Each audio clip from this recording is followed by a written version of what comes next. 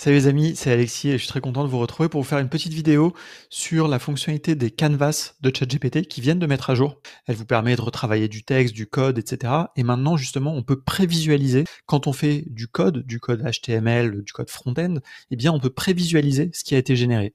Et vous allez voir que c'est hyper pratique. Allez, on vous montre tout de suite par la démo, c'est beaucoup plus simple. Et on va commencer par Claude parce que c'est eux quand même qui ont imaginé ce système. Alors, chez Claude, ça s'appelle les artefacts. Et comment ça marche? Eh bien, tout simplement, ici, je mets un prompt où je vais lui demander de me faire un site web, un petit site web très simple qui soit un peu un bento, comme on appelle ça, c'est-à-dire une petite page qui me liste mes liens. Et donc, vous allez voir que quand on demande de faire du code à Claude, et vous allez voir que c'est pareil chez ChatGPT avec des petites subtilités, c'est pour ça que je voulais vous montrer d'abord dans Claude, il vous crée donc ce qu'on appelle un artefact. Ici, vous voyez l'artefact et à côté, vous voyez le contenu de l'artefact, donc qui est vraiment du code qui est en train de défiler devant nos yeux, un petit peu tel Matrix qui prend forme. Et vous allez voir que dès que ça sera terminé, eh bien, voilà, j'ai une prévisualisation. Alors, qui est pas très jolie, d'ailleurs, elle m'a pas fait des super... C'était beaucoup mieux dans mon test, mais c'est pas grave, ça c'est les aléas, justement, des LLM. Et évidemment, je peux itérer pour faire des modifications. Mais donc, vous voyez qu'il m'a fait un petit bento avec des cartes. Alors, normalement, on met plutôt un réseau, etc., un contenu par bento, mais enfin par carte dans le bento, mais bon, c'est pas grave, ça c'est pas vraiment le sujet. Mais donc vous voyez que ici, j'ai la prévisualisation. Ici, preview, je peux alterner entre le code et la prévisualisation. Par contre, je ne peux pas modifier le code. Ici, si j'essaye de mettre du texte, il se passe rien. Je peux télécharger, etc. Donc ça, c'est les artefacts. Ça fait très longtemps que ça existe, depuis avant l'été dernier. On est très content. Passons sur ChatGPT pour voir comment ça se matérialise là-bas. Je remets le même prompt, exactement, les mêmes informations, et je vais juste activer ici le Canva. En vrai, même si je l'activais pas, probablement qu'il y penserait à me le faire, mais voilà. C'est comme ça un peu que ça fonctionne chez ChatGPT. On lui spécifie, comme ça on est sûr. Et donc vous voyez que tout de suite, il me fait un canevas, pas de texte, rien. Il met tout de suite le code. Donc là, il est en train de le générer. Et on le remarque déjà pendant que ici, le petit bouton aperçu qui n'existait pas encore il y a une semaine. Voilà, donc il nous fait du code et je spoil un petit peu la fin de la vidéo, mais un des trucs que je trouve très intéressant et qui fait la diff par rapport à Claude, c'est qu'on peut modifier les canevas. Et donc ça, vous allez voir que c'est hyper intéressant. Quelque part, ça vous fait un petit environnement de développement. Je suis obligé de meubler un peu parce que ça prend plus de temps que ce que j'avais prévu. Voilà, donc là, vous voyez, on a toujours la conversation sur la gauche et ici le canevas. Alors, ils ne switchent pas tout seul sur l'aperçu. Ils ont choisi de faire ça comme ça. Hop, j'appuie. Et là, vous voyez que j'ai mon bento. Alors, c'est pas très joli, c'est pas incroyable, c'est encore moins bien que ce que m'a fait ChatGPT. Voilà, donc là, on n'est vraiment pas sur un bento très joli. Mais bon, admettons que je veuille, donc là, je peux arrêter la prévisualisation, je repasse sur le Canva. Et donc, comme je le disais, l'avantage, c'est que ici, admettons que je veux plus mettre mon nom complet, mais juste Alex K. Hop, c'est bon, et je peux repasser sur l'aperçu, et vous verrez que c'est mis à jour. Et comme ça, maintenant que c'est terminé, hop, si j'arrête l'aperçu, que je veux télécharger le fichier ou quoi, eh ben, ça fonctionne. Ici, là, j'ai toutes les différentes informations, corriger les bugs, changer, revue de code, etc. Bon, ça, on n'a pas besoin. Je peux fermer. Et ici, j'ai mon petit bento. Je peux cliquer, je peux le rouvrir. Et voilà.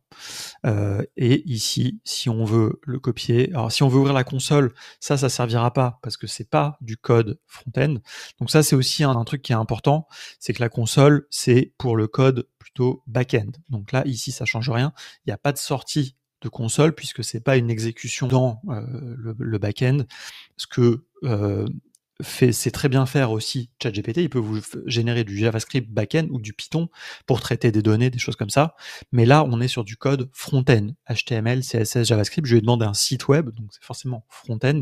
Donc, si je veux le visualiser, il fallait l'aperçu et pas la console. Donc, vous voyez, ça, c'est toute la différence. Je sais que ces notions un peu de back-end, front-end, elles sont un peu techniques. Mais voilà, si vous comprenez pas, n'hésitez pas à me le mettre dans les commentaires et j'expliquerai. Voilà. Petite aussi news importante, c'est disponible dans O. J'ai rouvert une autre fenêtre, et donc là, si vous avez accès à ChatGPT O1, donc si vous êtes sur un plan Plus ou Pro, etc., vous avez désormais aussi la possibilité d'activer le Canva dans O1, ce qui n'était pas possible avant. et donc aussi avec la prévisualisation. Voilà, et donc là, je lui remets mon code, et donc on espère que O1, qui est quand même bien meilleur en code que 4O, que j'ai testé juste avant, va nous faire quelque chose de plus intéressant. On va voir, c'est parti, en tout cas, voilà, donc déjà ça met un peu plus de temps, il passe en mode réflexion, on peut regarder un petit peu ici la réflexion, à mon avis ça va aller quand même relativement vite, voilà. Il part sur du React avec le framework Tailwind de CSS. Voilà, donc ça prend plus de temps. On espère quand même que ça va être un petit peu plus impressionnant. Déjà, il nous fait du React, donc déjà on est sur du code un petit peu plus avancé. Ce qu'on espère surtout, c'est que l'aperçu va bien fonctionner. Je lui ai pas précisé, hein, d'ailleurs dans les instructions, fais-moi du JavaScript pur, etc. Donc voilà. Et d'ailleurs, on le voit ici, dans le coin de l'éditeur à droite, tu peux visualiser le rendu et l'éditer si besoin. Pas mal du tout. Hop, aperçu. Alors, il installe des packages. Là, le problème, c'est qu'on est sur du React, mais ça, c'est très intéressant à savoir. C'est-à-dire qu'il a la capacité, alors on n'est pas sur un bento non plus magnifique, mais bon, je lui ai donné très peu d'instructions, donc c'est pas grave. Mais donc, voilà, il m'a mis mes mots, il m'a rajouté même une petite phrase que je lui avais pas spécifiée, les informations. Et donc, ici, je peux revenir, et par exemple, si cette phrase, elle me plaît pas, je peux venir carrément supprimer toute la ligne de code, et je mets aperçu ici. Et donc là, il me recharge. Ce qui est important, c'est que comme c'est du React, il y a une petite étape un petit peu de compilation, c'est pas exactement de la compilation, mais bon voilà, pour faire en sorte que ça soit du code vraiment HTML, CSS pur, et donc il le gère bien. Donc ça, c'est intéressant, on voit au passage que vraiment cette prévisualisation, elle est un peu riche. Et donc là, vous voyez que vraiment, eh bien, vous avez littéralement un petit éditeur de code, en fait, tout simplement. Là, si je veux rajouter un lien, je vois d'ailleurs, donc c'est bien parce qu'il a bien travaillé, il l'a fait d'une manière flexible, puisqu'il a mis les liens dans un tableau. Donc là, si je remets, là, je vais mettre, je sais pas, par exemple, Vimeo, hop, hop, on voyait, on a tout, en plus on a la coloration syntaxique, les tabulations qui fonctionnent, etc. Et si je fais l'aperçu, logiquement, il va m'ajouter 5 liens. Vous voyez? Donc en plus, il a fait le code proprement. Donc on voit quand même la différence entre 4O et O1. Bon, c'est un exemple un peu trivial, mais même sur un exemple trivial, fait une petite différence. Voilà. Je pense qu'il n'y a pas grand-chose à dire de plus.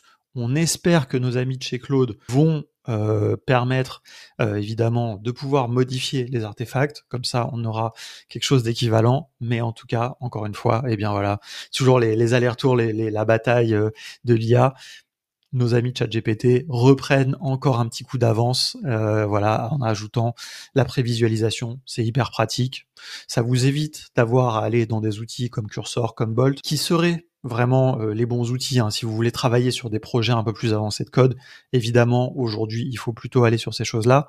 Mais on voit que dans ChatGPT, pour des choses un peu simples, eh bien, ça peut fonctionner. Dernière chose que j'ai oublié de préciser, c'est que le fait que ça soit disponible avec le modèle O1, ça fait aussi que ça va fonctionner avec des gros volumes de données. Vous pouvez lui donner beaucoup de code, ou alors du texte. Vous voulez lui donner des gros volumes de texte pour qu'il vous fasse des agrégations. Si vous voulez lui donner voilà, des données, des CSV, des choses comme ça, O1, il est vraiment très fort là-dessus. Vous pouvez faire des giga prompts, vraiment, avec beaucoup de contenu. Et après, vous allez pouvoir retravailler la matière brute dans les canevas. Ça, j'en avais parlé un peu de toute façon dans la vidéo avec les canevas, mais donc là, ça peut se mélanger avec du code, notamment sur la partie front-end, faire des tableaux de bord qui récapitulent des statistiques, des choses comme ça, avec des chiffres. Ça va marcher hyper bien. Allez, je vous laisse, n'hésitez pas à mettre un petit commentaire, à vous abonner, et on se retrouve bientôt pour d'autres vidéos.